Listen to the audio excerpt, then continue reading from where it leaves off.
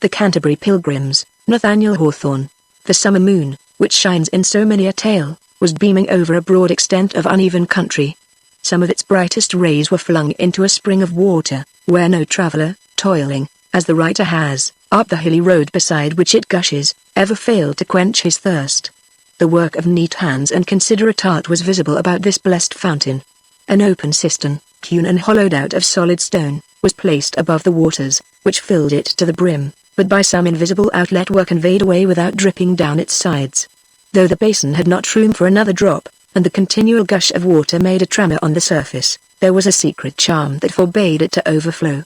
I remember that when I had slaked my summer thirst, and sat panting by the cistern, it was my fanciful theory that nature could not afford to lavish so pure a liquid, as she does the waters of all meaner fountains. While the moon was hanging almost perpendicularly over this spot, two figures appeared on the summit of the hill, and came with noiseless footsteps down towards the spring. They were then in the first freshness of youth, nor is there a wrinkle now on either of their brows, and yet they wore a strange, old-fashioned garb. One, a young man with ruddy cheeks, walked beneath the canopy of a broad-brimmed grey hat. He seemed to have inherited his great-grandsire's square-skirted coat, and a waistcoat that extended its immense flaps to his knees. His brown locks, also, hung down behind, in a mode unknown to our times.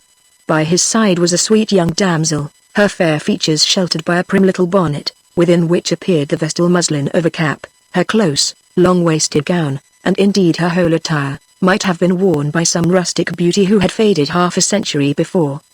But that there was something too warm and lifelike in them, I would here have compared this couple to the ghosts of two young lovers who had died long since in the glow of passion, and now were straying out of their graves, to renew the old vows, and shadow forth the unforgotten kiss of their earthly lips, beside the moonlit spring. The end. I will rest here a moment, Miriam, said the young man, as they drew near the stone cistern, for there is no fear that the elders know what we have done, and this may be the last time we shall ever taste this water. Thus speaking, with a little sadness in his face, which was also visible in that of his companion, he made her sit down on a stone, and was about to place himself very close to her side. She, however, repelled him, though not unkindly. "Nay, Josiah," said she, giving him a timid push with her maiden hand. "Thee must sit farther off, on that other stone, with the spring between us. What would the sisters say, if thee were to sit so close to me? But we are of the world's people now, Miriam," answered Josiah. The girl persisted in her prudery, nor did the youth, in fact, seem altogether free from a similar sort of shyness, so they sat apart from each other, gazing up the hill, where the moonlight discovered the tops of a group of buildings. While their attention was thus occupied, a party of travellers, who had come wearily up the long ascent, made a halt to refresh themselves at the spring. There were 3 men, a woman, and a little girl and boy. Their attire was mean, covered with the dust of the summer's day, and damp with the night dew. They all looked woebegone, as if the cares and sorrows of the world had made their steps heavier as they climbed the hill. Even the 2 little children appeared older in evil days than the young man and maiden who had first approached the spring. "Good evening to you, young folks," was the salutation of the travellers, and "Good evening, friends," replied the youth and damsel. "Is that white building the Shaker meeting house?" asked one of the strangers. "And are those the red roofs of the Shaker village?" "Friend, it is the Shaker village," answered Josiah, after some hesitation. The travellers, who, from the first, had looked suspiciously at the garb of these young people, now taxed them with an intention which all the circumstances, indeed, rendered too obvious to be mistaken. "It is true, friends," replied the young man, summoning up his courage. "Miriam and I have a gift to love each other, and we are going among the world's people, to live after their fashion. And ye know that we do not transgress the law of the land, and neither ye, nor the elders themselves, have a right to hinder us. Yet you think it expedient to depart without leave-taking," remarked one of the travellers. "Yea, said Josiah, reluctantly, "because Father Job is a very awful man to speak with, and being aged himself, he has but little charity for what he calls the iniquities of the flesh." "Well," said the stranger, "we will neither use force to bring you back to the village, nor will we betray you to the elders. But sit you here a while, and when you have heard what we shall tell you of the world which we have left, and into which you are going, perhaps you will turn back with us of your own accord. What say you?" added he, turning to his companions. "We have travelled thus far without becoming known to each other. Shall we tell our stories, here by this pleasant spring, for our own pastime, and the benefit of these misguided young lovers?" In accordance with this proposal, the whole party stationed themselves round the stone cistern. The two children, being very weary, fell asleep upon the damp earth, and the pretty Shaker girl, whose feelings were those of a nun or a Turkish lady, crept as close as possible to the female traveler, and as far as she well could from the unknown men. The same person who had hitherto been the chief spokesman now stood up, waving his hat in his hand, and suffered the moonlight to fall full upon his front. "In me," said he, with a certain majesty of utterance, "in me, you behold a poet." Though a lithographic print of this gentleman is extant, it may be well to notice that he was now nearly 40, a thin and stooping figure, in a black coat, out at elbows, notwithstanding the ill condition of his attire. There were about him several tokens of a peculiar sort of foppery, unworthy of a mature man, particularly in the arrangement of his hair, which was so disposed as to give all possible loftiness and breadth to his forehead. However, he had an intelligent eye, and, on the whole, a marked countenance. "A poet?" repeated the young Shaker, a little puzzled how to understand such a designation, seldom heard in the utilitarian community where he had spent his life. "Oh, Miriam, he means a verse maker, thee must know." This remark jarred upon the susceptible nerves of the poet, nor could he help wondering what strange fatality had put into this young man's mouth an epithet, which ill-natured people had affirmed to be more proper to his merit than the one assumed by himself. "True, I am a verse maker," he resumed, "but my verse is no more than the material body into which I breathe the celestial soul of thought. Alas! How many a pang has it cost me, this same insensibility to the ethereal essence of poetry, with which you have here tortured me again, at the moment when I am to relinquish my profession forever. O fate! Why hast thou warred with nature, turning all her higher and more perfect gifts to the ruin of me, their possessor? What is the voice of song, when the world lacks the ear of taste? How can I rejoice in my strength and delicacy of feeling, when they have but made great sorrows out of little ones? Have I dreaded scorn like death, and yearned for fame as others pant for vital air, only to find myself in a middle state between obscurity and infamy? But I have my revenge. I could have given existence to 1,000 bright creations. I crush them into my heart, and let them putrefy. I shake off the dust of my feet against my countrymen. But posterity, tracing my footsteps up this weary hill, will cry shame upon the unworthy age that drove one of the fathers of American song to end his days in a Shaker village. During this harangue, the speaker gesticulated with great energy, and, as poetry is the natural language of passion, there appeared reason to apprehend his final explosion into an ode extempore. The reader must understand that, for all these bitter words, he was a kind, gentle, harmless, poor fellow enough, whom nature, tossing her ingredients together without looking at her recipe, had sent into the world with too much of one sort of brain, and hardly any of another. "Friend," said the young Shaker, in some perplexity, "thee seemest to have met with great troubles, and, doubtless, I should pity them, if I could but understand what they were. Happy in your ignorance," replied the poet, with an air of sublime superiority. "To your coarser mind, perhaps, I may seem to speak of more important griefs when I add, what I had well nigh forgotten, that I am out at elbows, and almost starved to death. At any rate, you have the advice and example of one individual to warn you back, for I am come hither, a disappointed man, flinging aside the fragments of my hopes, and seeking shelter in the calm retreat which you are so anxious to leave." "I thank thee, friend," rejoined the youth, "but I do not mean to be a poet, nor, heaven be praised, do I think Miriam ever made a verse in her life.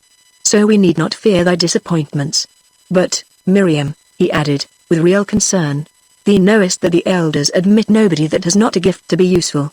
Now, what under the sun can they do with this poor verse maker?" "Nay, Josiah, do not thee discourage the poor man," said the girl, in all simplicity and kindness.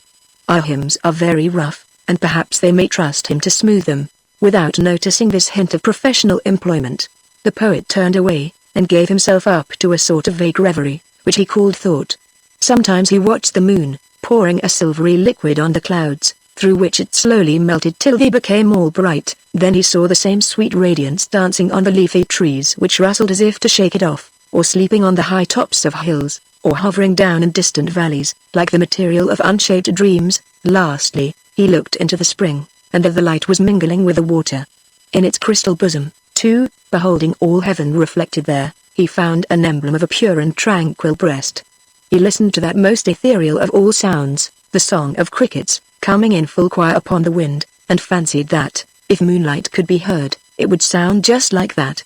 Finally, He took a draught at the shaker spring, and, as if it were the true Castalia, was forthwith moved to compose a lyric, a farewell to his harp, which he swore should be its closing strain.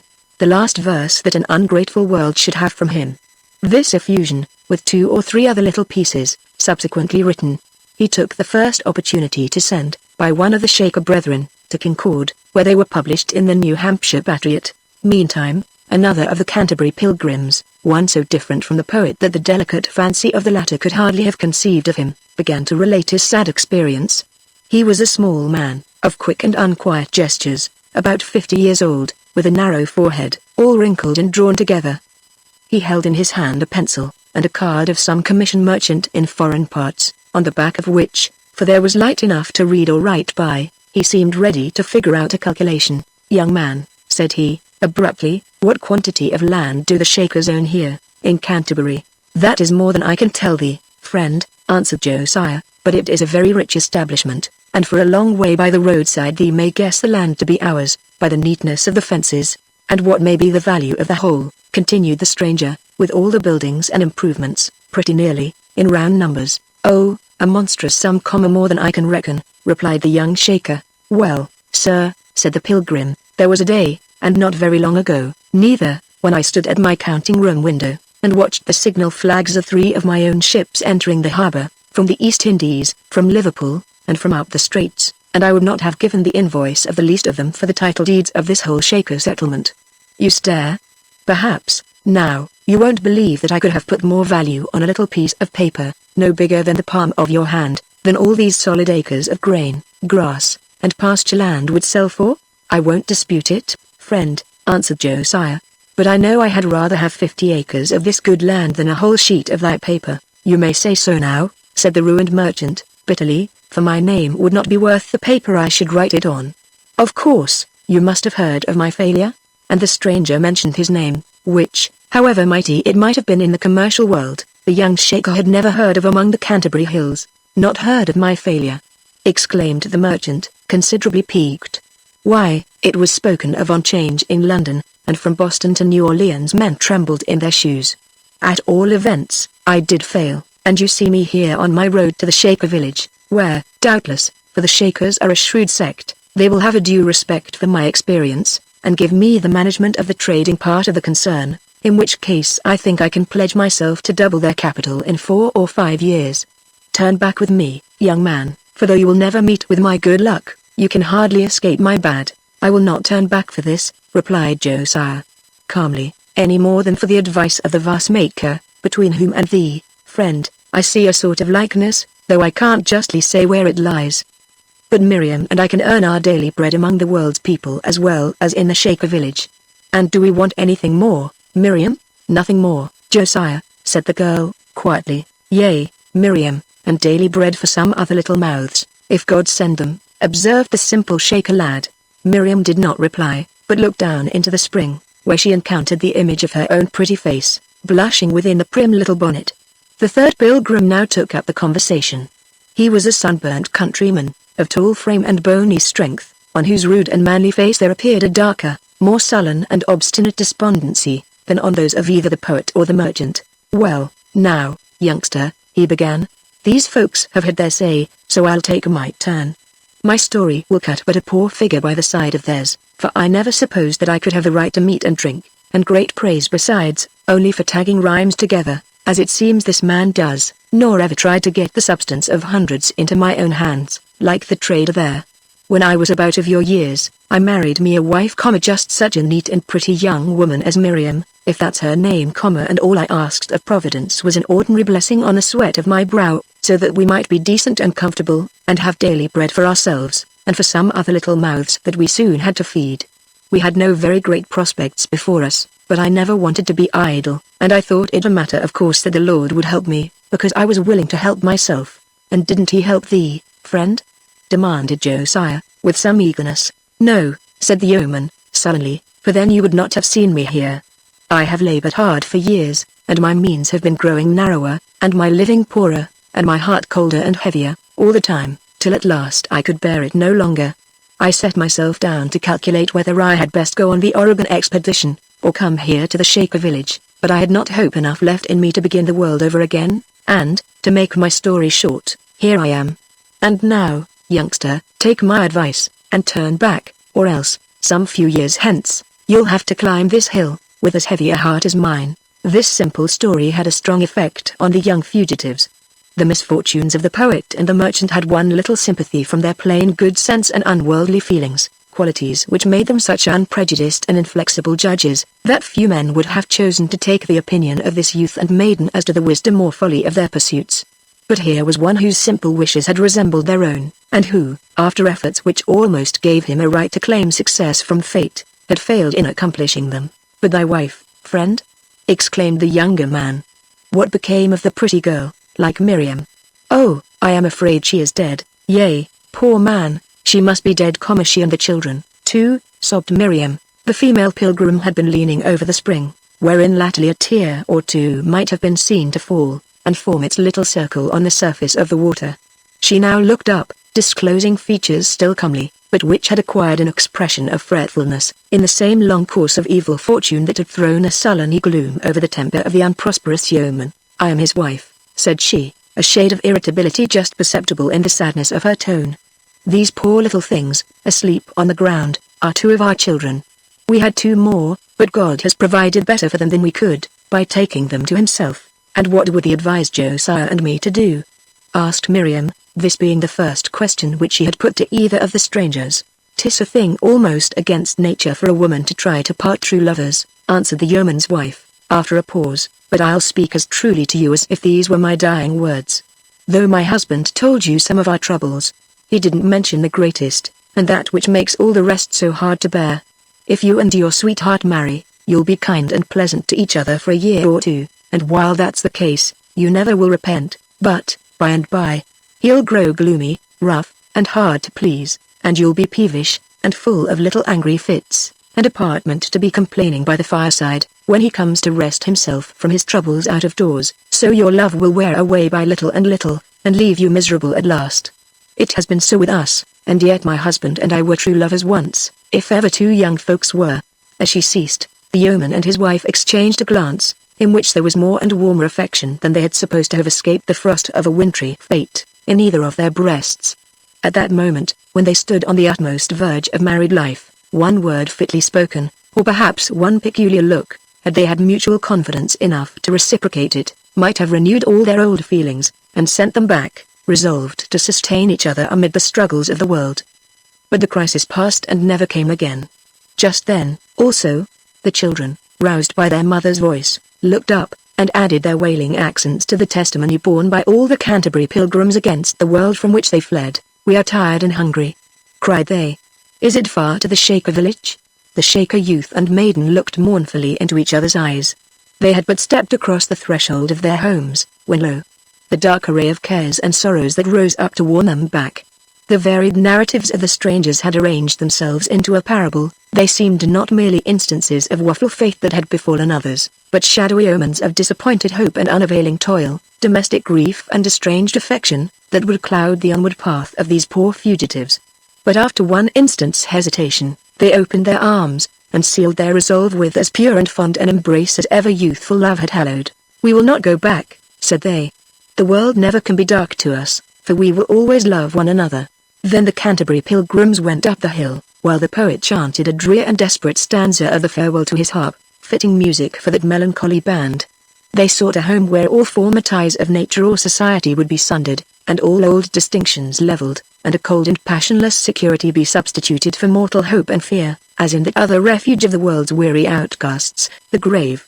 The lovers drank at the Shaker spring, and then, with chastened hopes, but more confiding affections, went on to mingle in an untried life.